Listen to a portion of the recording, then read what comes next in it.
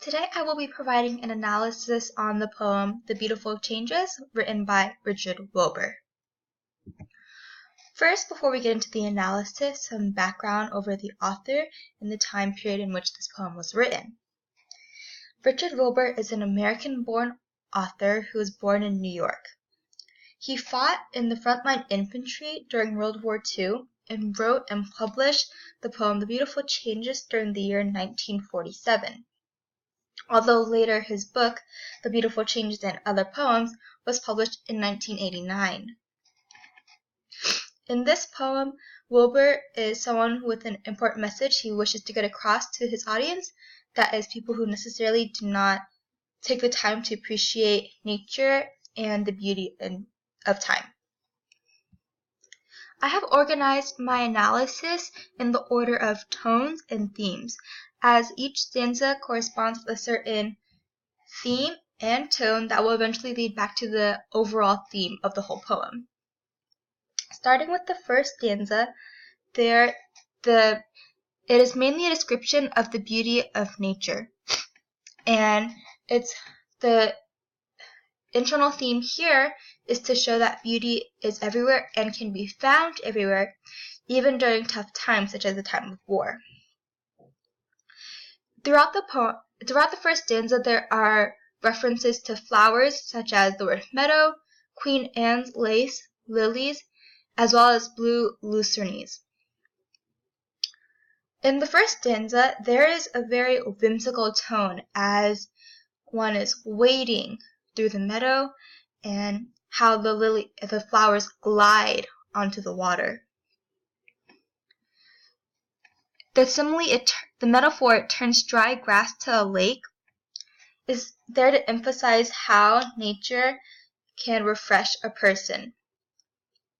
In that same line, the reference to you hints into how nature in this poem acts as a symbol of humans. In the next stanza, the internal theme here is to show how nature is changing. Throughout, there is a repetition of change, such as in the first line, the word change and changed, and following the next line, the simile of how a chameleon's tuning his skin to it, as chameleons change in color. Throughout this stanza, there is the repetition of the motif green, which symbolizes life, nature, as well as growth. Here, nature changes as people do change as well, but the beauty still remains there. In this stanza, there is a tone of adoration towards the beauty of nature, as well as how beautiful it is that things change, but how beautiful they are remains the same.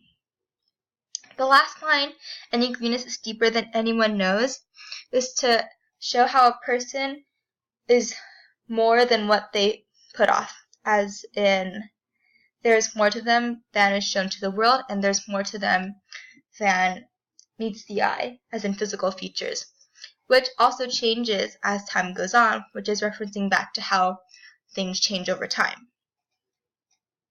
The last stanza, the internal theme here, is to emphasize how much of a privilege it is to get a chance to experience this beauty. In this stanza, there is an overall tone of appreciation.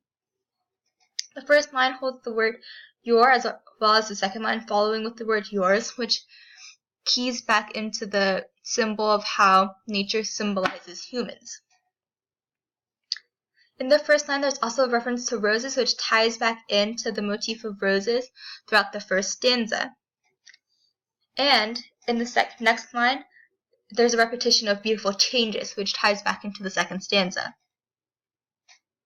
The association of change with words such as beautiful and kind equates change, obviously, as something that should not be feared, but as something that should be welcomed, as it brings only good things. With the themes and tones throughout the whole poem full of imagery, whimsical adoration, appreciation, as well as that beauty is everywhere and can be found everywhere, that nature is changing, and that is a privilege to be able to experience this beauty, ultimately reflects the main theme of how as time goes on, things change, but the beauty remains. This is my works cited over the poem that I have chosen to analyze today.